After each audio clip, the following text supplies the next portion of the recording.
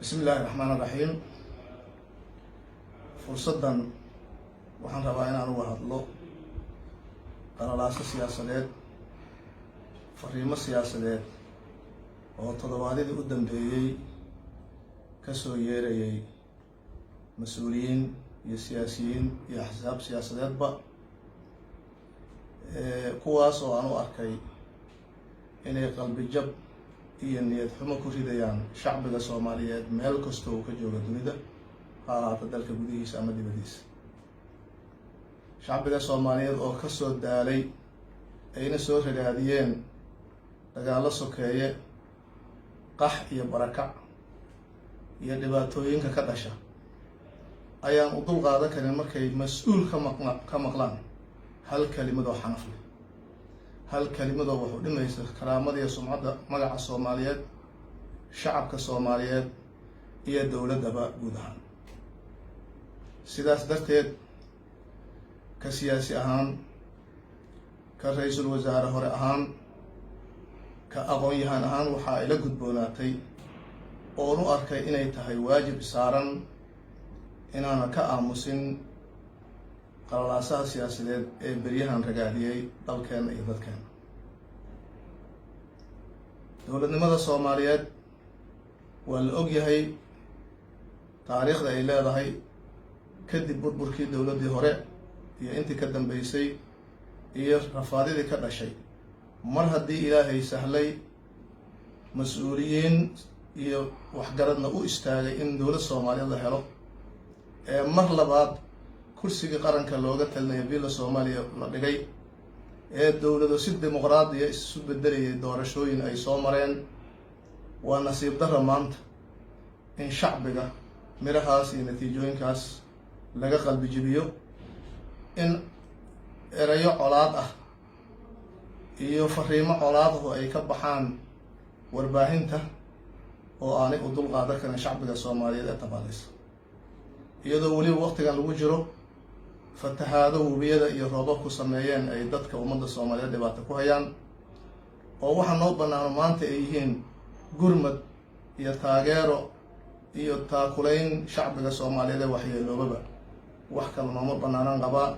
sidaas daraaddeed waxaan ugu baaqayaa siyaasiyiinta Soomaaliyeed ee madaxda ka ah xisbiyada ee dalka soo hogaamiyay waqtiyo kala duwan inay yareeyaan xasaradaha iyo dhibaatooyinka shacbigu dhibsanayo oo u keeni kara niyad jab, ay ka niyad jabaan dowladnimo Soomaaliyeed.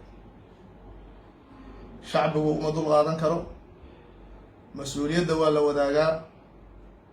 erayo aan munaasab ahayn baa ka soo baxay afafka siyaasiyiin saaxiibo ah, walaalo ah, oo aan looga baahnayn inay sidaas u dhaqmaan. siyaasiyiin baan wada nahay, xukunka waa la wada danaynayaa, laakiin waqtiga doorasha jirto ninkii wax isku haya ama gabadhii wax isku haysa ha timaado. laakiin yaan shacbiga Soomaaliyeed la walwalgelin inaan ku baaqayaa. waxaan ka codsanayaa inay joojiyaan oo la sugo waqtiga doorashooyinka ciddii xukun doonaysa. dowladda Soomaaliyeed laftirkeeda hoggaanka mas-uuliyiinta haya waxaa laga rabaa iyaguna inay madaxdii ka horreysay soo dhaweeyaan, inay xurmeeyaan, inay mansabka ay leeyihiin ee qaranka shaarkiisa ay hore usoo wadeen ay ku dhowraana laga rabaa iyagana, maadaama ayna iyaguna boqortooyo ahayn oo berita ay xukunka ka degi karaan una baahan karaan in la xurmeeyo oo maamuska sharciga uu siinayo la siiyo.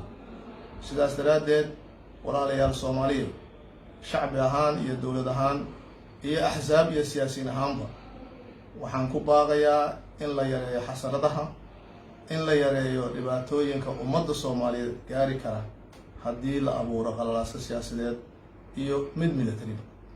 ma sugayo, mana dhici kartaan qabaa. shacbiguna maanta diyaar uma aha siyaasiyiintu damacyada ay leeyihiin iyo urkacsi midna diyaar uma ahan qabaa. waxaan rabaa shacbiga Soomaaliyeedna inaan ka raali gelino walwalka galay ee ay ka maqleen mas-uuliyiin dalkan soo xukumay iyo kuwo kaloo siyaasiyiina oo aan laga filayn ereyo noocaasu inay afkooda ka soo bixi karaan iyagoo waxyeeleynaya niyadda iyo quluubta shacbiga Soomaaliyeed. shacbiga waxaan leenahay raalli ka aada. dalkaanu dagaal dambe inuu galo waxaa diidan shacbiga, waxaa diidan caalamka, waxaa diidan inta Soomaali ee samadoona. marka waxaan soo jeedin lahay in la qaboojiyo xaaladda, wax walwalihina aanay jirin, dowladduna inay waajibaadka saaran fuliso, amniga ilaaliso, shacbiga niyadiisa ilaaliso, arrimaha bulshada iyo dhaqaalahana ka shaqayso. ummadda Soomaaliyeed iyadoo isxambaarsan oo gacmaha is haysata ayay wax noqon kartaaye in la kala jeedo qolob meel u jeedahay wax faa'iido keeni ma karto. sidaas ayaan jeclahay inay qaataan ummadda Soomaaliyeed guud ahaan, siyaasiyiinta xukundoonka ah iyo dowladda mas-uuliyiinteeduba inay intaa wadaagaan jeclahay. wassalaamu calaykum waraxmatullaahi wabarakaatuh.